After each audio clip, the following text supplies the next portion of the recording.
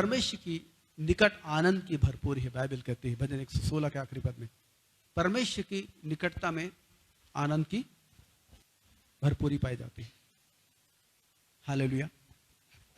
जो लोग प्रार्थना की गहराई में जाते हैं, या जो लोग परमेश्वर की उपस्थिति को ढूंढते हैं, परमेश्वर की गहरी उपस्थिति में जाना चाहते हैं,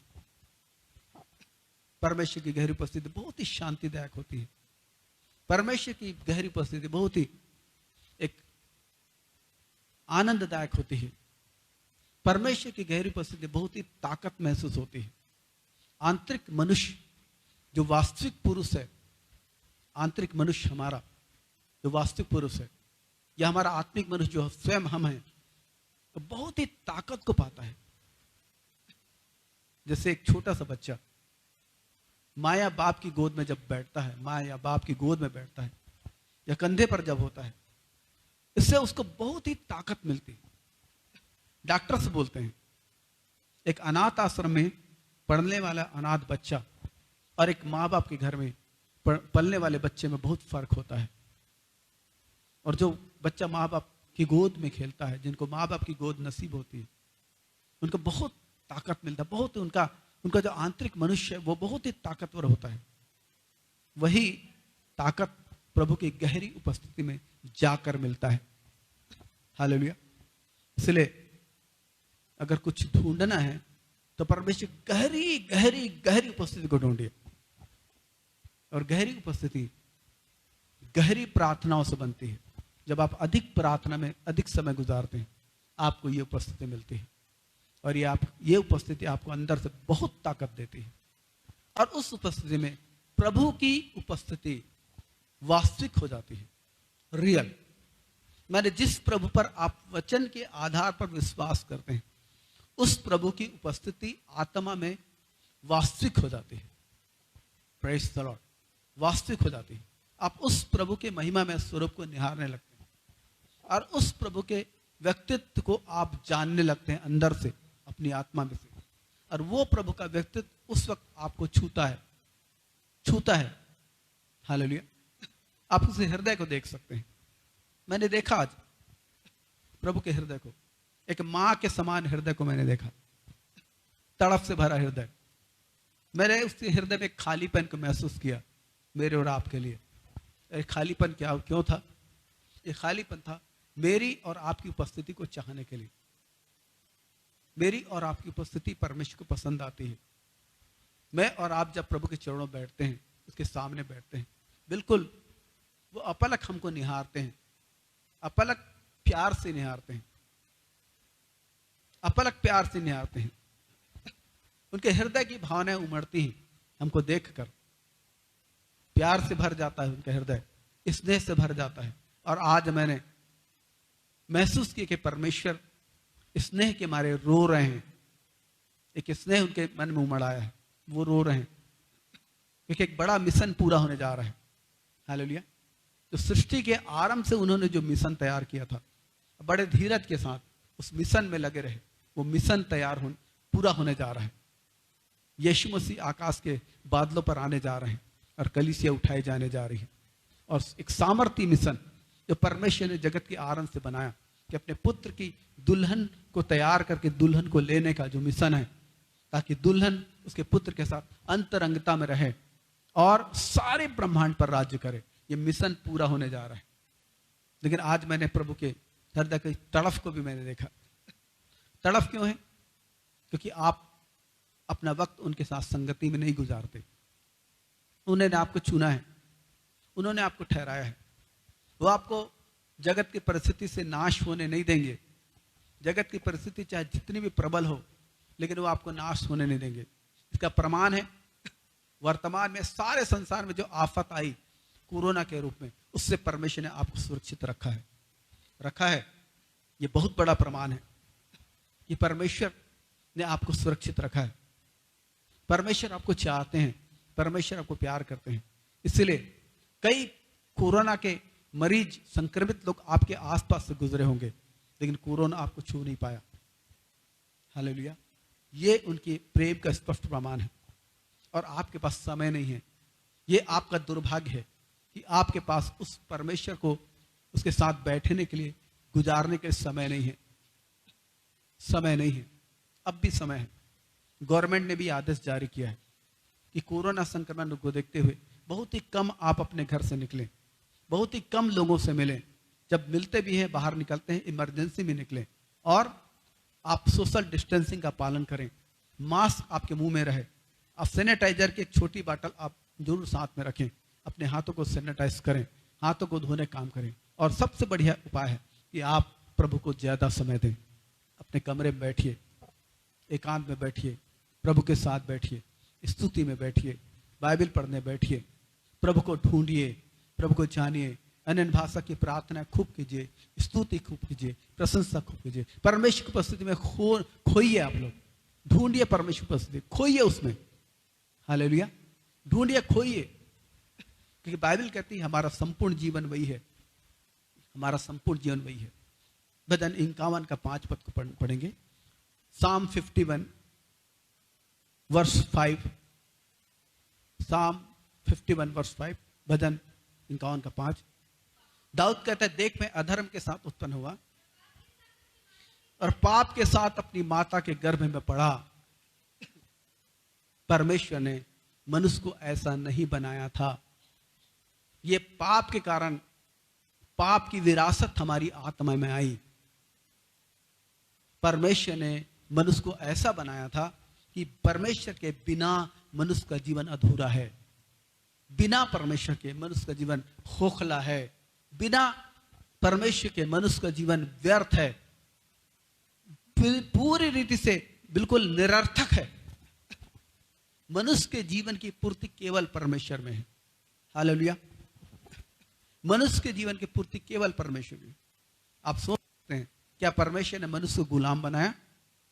यह शैतान की सोच है, क्योंकि शैतान ने मनुष्य को यही सिखाया कि यदि तू परमेश्वर की अधीनता में रहता है तो गुलाम है, और यदि तू परमेश्वर की मर्जी के खिलाफ जीता है तो तू स्वतंत्र है। यह शैतान की सीख है, और ऐसा करके ही मनुष्य फंस गया।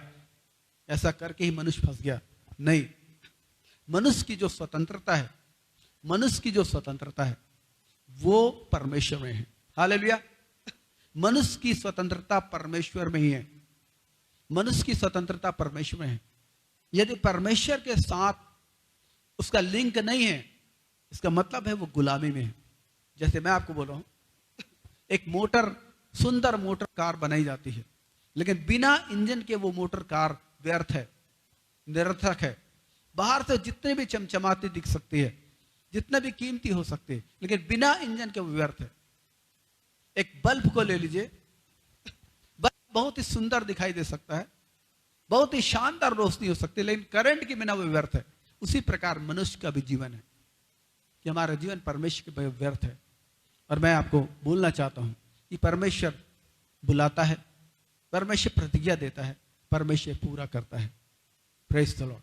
इसलिए इस सिद्धांत को सीख जाइए कि परमेश्वर की गहरी उपस्थिति में जीना सीखिए, परमेश्वर की गहरी उपस्थिति में रहना सीखिए। मैं आपको बोलना चाहता हूं एक व्यक्ति के बारे में, और आज जो मैं आपको बताना चाहता हूं थोड़ा सा बताऊंगा, और मैं बताना चाहता हूं कि परमेश्वर जो है वो, उसका अनुग्रह हर वक्त हम पर बना रहता है। परमेश्वर का अनुग्रह हर वक्त हम पर बना रहता है, और परमेश्वर के अनुग्रह का उपयोग हमारे जीवन में हो, इसके लिए उसके अनुग्रह को पहचान कर अनुग्रह में बने रहना, ये हमारी ड्यूटी है। रोमियो उसके 11 अध्याय का 29 पद को पढ़ें। रोमियो 11 अध्याय का 29वां पद। अब परमेश्वर मेरी सहायता करें ताकि इस विषय को मैं आपको गहराई से समझा सकूं। रोमियो 11 का 29, 11:29 लिखा है, परमेश्वर के वरदान और बुलाहट अटल है। मेरी बाइबल में ऐसा ट्रांसलेशन पाया जाता है जो अच्छा लगता है कि परमेश्वर वरदानों और बुलाहटों से पीछे नहीं हटता। माने परमेश्वर वरदानों और बुलाहटों को नहीं भूलता। हालेलुया, जो कुछ उन्होंने हमारे व्यक्तिगत जीवन में वरदान और बुलाहट रखे हैं उससे वो पीछे नहीं हटता। और एक उदाहरण मैं देना चाहता हूं दाऊद का। और अब देखिए कि पहला शमूएल की किताब उसके 21 अध्याय उसके 10 से 15 पद को हम इस वक्त पढ़ेंगे। साउल के मारे, हाँ, ये पलिस्ती राजा गत के राजा आकीश के पास चला गया। तब दाऊद चला, हाँ, और उसी दिन शाऊल के डर के मारे भागकर गत के राजा आकीश के पास गया। हाँ और आकीश के कर्मचारियों ने आकीश से कहा, हाँ क्या वह उस देश का राजा दाऊद नहीं है? क्या लोगों ने उसी के विषय नाचते नाचते एक दूसरे के साथ यह गाना ना गाया था? शाऊल ने हजारों को शाऊल ने हजारों को और दाऊद ने लाखों को और मारा। दाऊद ने लाखों को मारा है। दाऊद ने ये बातें अपने मन में रखी हाँ? और गद के राजा आकीश से अत्यंत डर गया। तब उसने उनके सामने दूसरी चाल चली। हाँ? और उनके हाथ में पड़कर पागल सा बन गया और फाटक के किवाड़ों पर लकीरें खींचने लगा। हाँ? और अपनी लार अपनी दाढ़ी पर बहाने लगा। तब आकीश ने अपने कर्मचारियों से कहा, हाँ? देखो वह जन तो बावला है, तब उसे मेरे पास क्यों लाए हो? हाँ? क्या मेरे पास बावलों की कुछ घटी है कि तुम उसको मेरे सामने बावलापन करने के लिए लाए हो? हाँ, बस यहां पर देखते हैं दाऊद डर गया। किससे? शाऊल से। क्योंकि शाऊल बिना किसी कारण के दाऊद को मारना चाहता था और दाऊद का डर स्वाभाविक था। दाऊद का डर एकदम स्वाभाविक था क्योंकि परमेश्वर ने दाऊद को राजा बनने के लिए चुना था, उसका अभिषेक किया था। लेकिन इस समय स्थिति एकदम विपरीत है, बिल्कुल भी दाऊद के फेवर में नहीं है। जैसा दाऊद वैसा दाऊद के फेवर में परिस्थिति नहीं है। एक राजा है, वो राजा उसका पीछा कर रहा है, वो राजा उसे मारना चाहता है, वो राजा उसे नष्ट करना चाहता है और दाऊद का डर स्वाभाविक है। इसी डर के मारे दाऊद शरण लेने के लिए पलिस्ती गत के राजा आकीश के पास चल जाता है। सोचता है कि यहां मुझको शरण मिलेगी, लेकिन वहां भी उसकी स्थिति कैसी है? वहां फिर से डर गया क्योंकि लोगों ने दाऊद का जो परिचय दिया वो एक सैनिक के रूप में परिचय नहीं दिया, लेकिन एक शक्तिशाली सूरमा के रूप में परिचय दिया। और जब शक्तिशाली सूरमा के रूप में परिचय दिया, दाऊद फिर डर गया क्योंकि आकीश की नजर में दाऊद एक बड़ा दुश्मन था और आकीश दाऊद को मार डालता।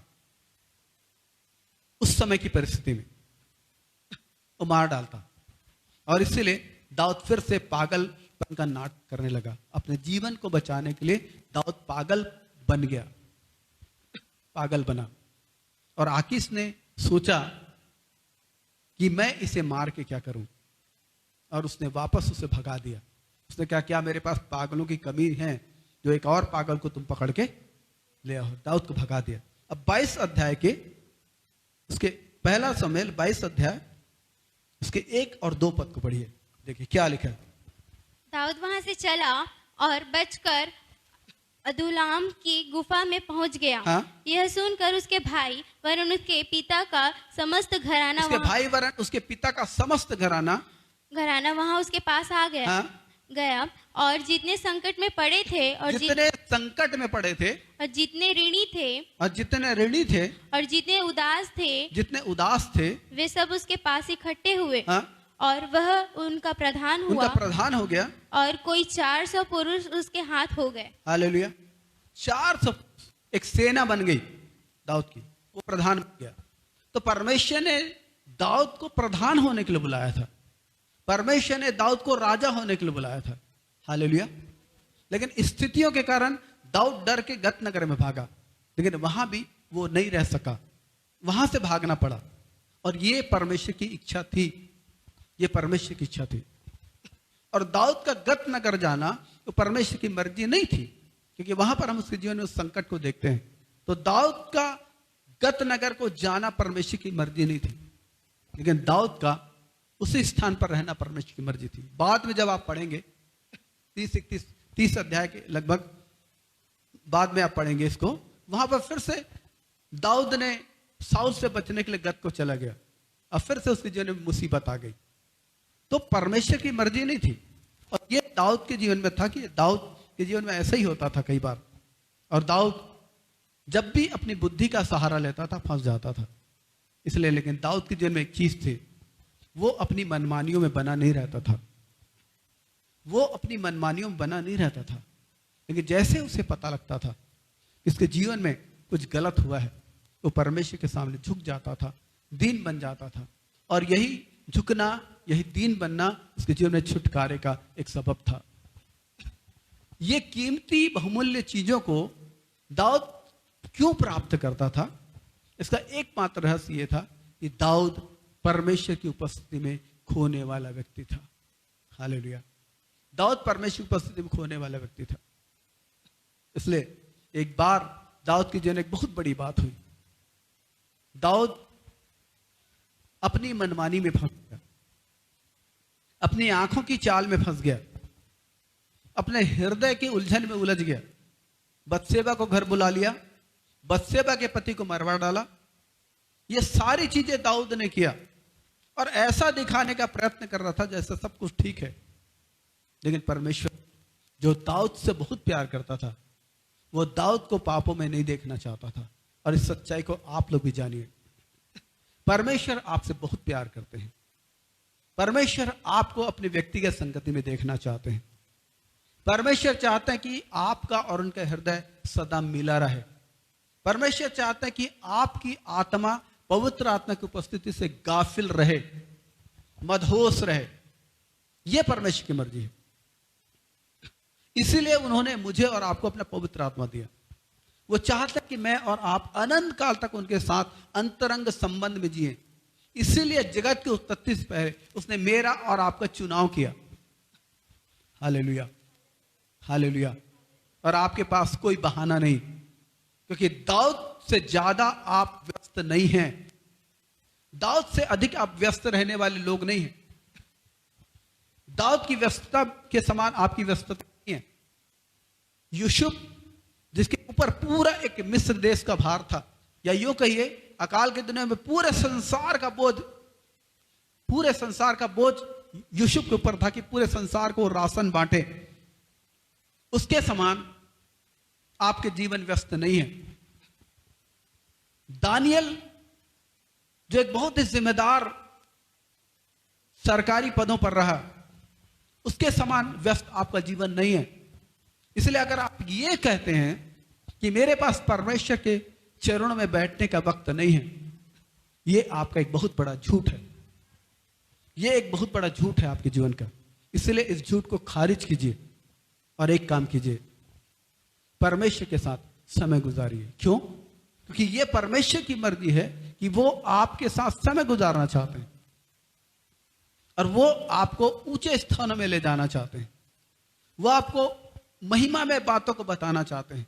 वो आपको सामर्थ्य बातों को बताना चाहते हैं और वो आपकी जिंदगी को अपनी उपस्थिति में रखकर ऐसा तैयार करना चाहते हैं कि आपको वो अनंत काल तक अपने साथ रख सकें। Praise the Lord, hallelujah.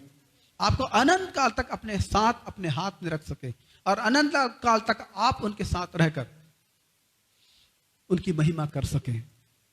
Praise the Lord. और इसीलिए परमेश्वर अपनी उपस्थिति में हमें लेकर आता है और उसकी उपस्थिति में एक क्षण होता है जो आज मैंने फिर से प्राप्त किया। क्योंकि मैं वैसे ही एकांत में बैठता हूं प्रभु के चरणों में मनन करता हुआ, चाहे मेरी स्थिति परिस्थिति कुछ भी हो, लेकिन मैं प्रार्थना में जाना पसंद करता हूं, गहरी उपस्थिति में जाना पसंद करता हूं। गहरी उपस्थिति में, जो आज इस स्थान पर फिर से वो गहरी उपस्थिति आई, और एक बहुत ही गहरी उपस्थिति जहां पर लेन देन वाली कोई चीज नहीं थी, जहां पर प्रार्थनाएं नहीं उठाई जाती, वहां पर केवल प्रभु की उपस्थिति में बैठा जाता है, उसके महिमा में स्वरूप को निहारा जाता है। परमेश्वर भी ऐसे क्षणों को हमारे साथ गुजारते हैं। परमेश्वर भी ऐसे क्षणों को हमारे साथ गुजारते हैं। कई बार ऐसा होगा हमारे मानवीय संबंधों में, कई बार ऐसा होता है, आपने ध्यान दिया होगा, जब दो लोग जो आपस में एक दूसरे से बहुत प्यार करते हैं, मित्र हो सकते हैं, पति पत्नी हो सकते हैं और परिवार हो सकता है, जब आपस में बहुत प्यार करते हैं तो ये लोग एक साथ रहना पसंद करते हैं। कोई विशेष वहां पर बातचीत नहीं होती, लेकिन वो एक साथ रहना पसंद करते हैं। इसलिए कई बार घर में ऑर्डर भी निकलता, नहीं इतने समय तक वापस घर आ जाओ। क्यों? हम तुम्हारे साथ रहना चाहते हैं। माने वो वहां पर कुछ हो नहीं रहे, वहां पर केवल अस्तित्व को चाहा जा रहा है। मैं आपको बोलना चाहता हूं, परमेश्वर मुझसे और आपसे प्यार करते हैं और मेरे और आपके अस्तित्व में आनंद करते हैं। Hallelujah, hallelujah. इसीलिए मुझको और आपको अपने सामने देखना चाहते हैं, अपने सामने देखना चाहते हैं और अपनी उपस्थिति में वो लेना चाहते हैं। वहां पर कोई बात नहीं होती, चुपचाप बैठना होता है। और आज मैंने उस चीज को देखा जो मैं एक्सप्लेन कर रहा था कि मैं परमेश्वर के हृदय को निहार रहा था।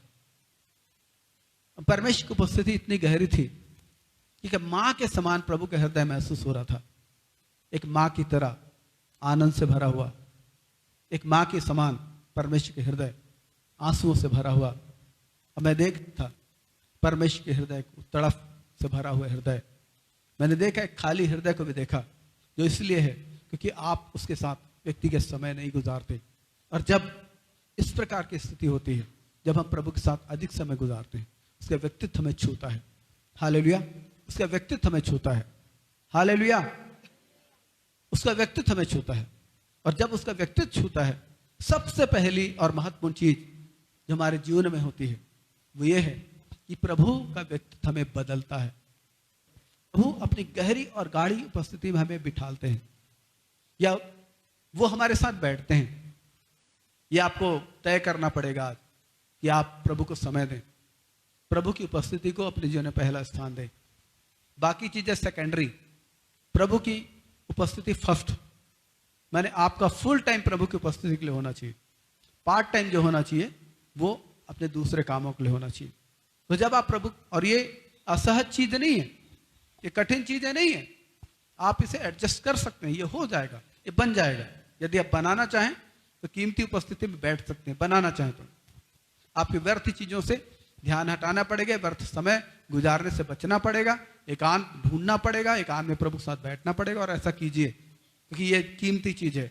संसार में संसारियों के साथ जो समय गुजारते हैं वो व्यर्थ होता है, लेकिन प्रभु के साथ जो समय गुजारते हैं बहुत यूजफुल होता है। Hallelujah, hallelujah, hallelujah. तो ये चीज का निर्माण आपको करना पड़ेगा। और उसके उपस्थिति में जब आप बैठते हैं, मैंने बताया कि परमेश्वर का एक मिशन है जो पूरा होने जा रहा है, और वो है कि अपने पुत्र के लिए वो दुल्हन को पाने जा रहे हैं। दुल्हन का काम कंप्लीट होने जा रहा है। हालेलुया। लेकिन अपनी उपस्थिति की गहराइयों में जब प्रभु ले चलते हैं तो उनका जो व्यक्तित्व है वो हमें छूता है। जब छूता है तो परमेश्वर कीमती स्वर्गीय बातों को प्रकट करते हैं, कीमती स्वर्गीय बातें जो अनंत काल तक हमारे साथ बनी रहेंगी।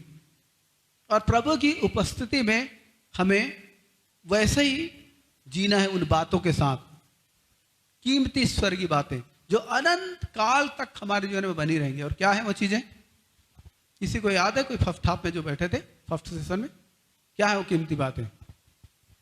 हमारे भीतर, मैं इसको बोल रहा हूं, हमारे भीतर जो क्रोध है स्वाभाविक, चिड़चिड़ाहट, बड़बड़ाहट, अविश्वास, ये सारी जो चीजें हैं जो हमारे व्यक्तित्व में हैं, ये पाप के कारण है। और परमेश्वर हमारे जीवन में इनसे अलग करके वो अपने व्यक्तित्व को हमारे जीवन में प्रकाशित करना चाहते हैं। सहनशीलता, धीरज, विश्वास, भरोसा, नम्रता, पवित्रता, ये चीजें उनकी उपस्थिति की गहराइयों में बैठने से ही हमारे जीवन में आती हैं। पवित्र आत्मा से सिखाते हैं और पवित्र आत्मा की उपस्थिति में ही वो छुटकारा हमारे जीवन में आता है। हालेलुया। इसलिए जो लोग प्रार्थनाओं में ज्यादा समय देते हैं उनका हृदय अलर्ट रहता है। और यही चीज दाऊद के जीवन में थी कि दाऊद प्रभु की उपस्थिति को पसंद करते थे। और इसलिए जब जब उनके जीवन में पाप ने आक्रमण किया, तब तब पवित्र आत्मा ने उस पाप से उन्हें कायल किया, और तब तक उनके जीवन में आजादी आई। और जब भी आजादी आई तब भी उनके जीवन में उन्नति आई। हालेलुया। जब भी दाऊद के जीवन में आजादी आई तब भी उन्नति आई। Praise the Lord. तो हमारी जिंदगी इस पृथ्वी पर मनमाना जीने का जीवन नहीं है। वो शैतान ने सिखाया, शैतान दूतों ने सिखाया मनमाना जीना, व्यर्थ जीना, गलत बातों के साथ जीना, गंदी बातों के साथ जीना, गंदे मनोभावों के साथ जीना, गलत चीजों के साथ जीना, सांसारिक बातें जो नष्ट करने वाली हैं, जो प्रभु के वचन के अनुसार, उसके साथ जीना। ये शैतान सिखाता है। और ऐसा करके वो हमारे जीवन को व्यर्थ करता है, परमेश्वर की उपस्थिति दूर करता है। लेकिन परमेश्वर की उपस्थिति यदि आप ढूंढेंगे, जब आप उसमें गहरे होंगे, ये चीज आपको आपके व्यक्तित्व को बदलेगी, क्योंकि परमेश्वर का प्रथम और महिमा में काम यही है कि वो बदलते हैं, वो बदलना देखना चाहता है। और बिना उपस्थिति के ये बदलाहट नहीं हो सकती, बिना उपस्थिति के बदलाहट नहीं हो सकती। और हो सकता है संसार में जीवन गुजारने के कारण, संसारिक बातों में लिप्त होने के कारण आपको तकलीफ हो सकती है। प्रभु की उपस्थिति में बैठने से आपको तकलीफ हो सकती है, क्योंकि मैं जानता हूं कि प्रभु की उपस्थिति में 1 घंटा गुजारने से भी कई लोगों को तकलीफ होती है। कुछ समय बाद उनका मन उचाट हो जाता है, वो सोचते हैं कि ये मूवमेंट कब खत्म होगा। मैं आपको बोलना चाहता हूं, ये शैतान की ओर से एक काउंसलिंग है, ये शैतान की ओर से एक काउंसलिंग है आपके जीवन में, कि वो कहता है कि प्रभु की उपस्थिति में समय मत गुजारो, या ज्यादा समय मत गुजारो, या आपके मन को भटकाकर संसार की बातों की ओर ले जाता है। ये शैतान की काउंसलिंग है। आज इसे तोड़िए। प्रभु का आगमन निकट है, आप विश्वास करते हैं? प्रभु का आगमन निकट है, आप विश्वास करते हैं? क्या आप प्रभु के साथ उठाए जाना चाहते हैं? प्रभु के साथ अंत काल तक अंतरंग संबंधों में जीना चाहते हैं? शर्त क्या है? प्रभु की उपस्थिति में समय गुजारिए, प्रभु को ज्यादा समय दीजिए, अपने व्यक्तित्व को प्रभु की उपस्थिति में प्रभावित होने दीजिए, अपने आप को बदलने दीजिए, अपने आप को बदलने दीजिए। आपका मनमाना जीवन खत्म हो जाए, क्योंकि मसीहत का बेस यही है। पौलुस कहता है कि मैं मर गया और अब जो मैं जीवित हूं इस शरीर में, वो उस विश्वास से जीवित हूं जो उसके पुत्र पर है। हालेलुया। गलाती 2:20 में ये क्रिश्चियन की परिभाषा दी गई है, कि मसीह व्यक्ति की परिभाषा दी गई है। और दूसरा कुरिन्थी उसके 5वें अध्याय के 14 पद में लिखा है कि मसीह का प्रेम हमें विवश कर देता है, क्योंकि हम समझते हैं जब एक सब के लिए मरा तो सब मर गए, और अब जो आगे जीवित है, इससे जीवित है, उसके लिए जीवित है जो सब के लिए मरा और मर कर जी उठा, अर्थात यीशु के लिए। Praise the Lord. हालेलुया। परमेश्वर आपको भविष्य में महिमा में पहुंचाना चाहते हैं, लेकिन इस पृथ्वी पर भी आपको इन अंत के दिनों में एक महिमान्वित जीवन देना चाहते हैं, एक महिमा से भरा हुआ जीवन देना चाहते हैं। हालेलुया।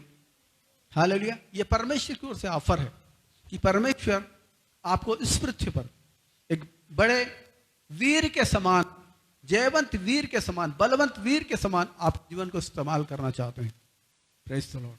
स्वर्गीय दर्शनों से, स्वर्गीय प्रकाशनों से, स्वर्गीय महिमा में बातों से आपको परिपूर्ण करना चाहते हैं। इस पृथ्वी पर जो भयानक आत्मिक युद्ध छिड़ा है, उस आत्मिक युद्ध में आपके जीवन को वो मजबूत करके, खड़ा करके आपको जय में देखना चाहते हैं। ये परमेश्वर की मर्जी है। हालेलुया। क्या आप ठानेंगे कि नहीं, आज से हम अपने जीवन को चेक करेंगे, बदलेंगे और परमेश्वर को ज्यादा समय देंगे?